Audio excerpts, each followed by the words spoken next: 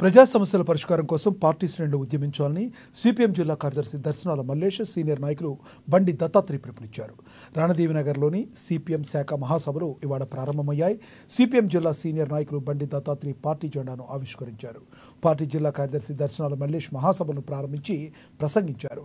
3 ఏళ్లకు ఒక్కసారి జరిగే మహాసభల్లో గత కార్యక్రమాలను సమీక్షించి భవిష్యత్తు కాలంలో చేయబోయే కార్యకర్తలను రూపొందించనున్నట్టు తెలిపారు. కేంద్రంలో నేడు అధికారంలో ఉన్న బీజేపీ సర్కార్ ప్రజల సమస్యలను గాలి కుదిరేసిందని తెలిపారు.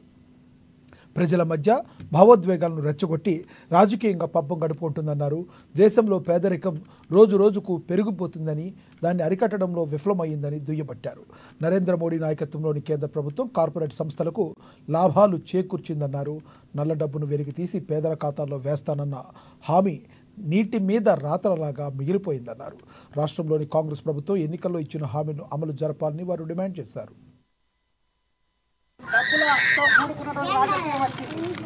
పైసలు ఉంటే రాజకీయం, పైసలు లేకపోతే రాజకీయం చేయడానికి లేనటువంటి పరిస్థితి ఎదురైంది. ఎన్నికలలో కూలీలుగా మారిపోతున్నారు ప్రజలందరూ. ఏ పార్టీ వాడు కూలిస్తే ఆ పార్టీకి పోయి పనిచేసినటువంటి పరిస్థితి వచ్చింది. వాళ్ళు కూడా మనల్ని కూలీలు లెక్కనే భావిస్తూ ఉన్నారు. ఆ 4 రోజులు డబ్బులు ఇచ్చి ఓట్లు వేయించుకున్న తర్వాత మళ్ళీ కష్టం వచ్చి పోతే ముఖ్యం ఓటు వేసినావా, నాకు పుణ్యానికి ఓటు వేసినావా, ఈ రణజీవన్ నగర్లో కానీ మొత్తం దేశంలోనే ఇట్లాంటి రాజకీయ వాతావరణం వచ్చింది. ఒక రణజీవన్ నగరే కాదు.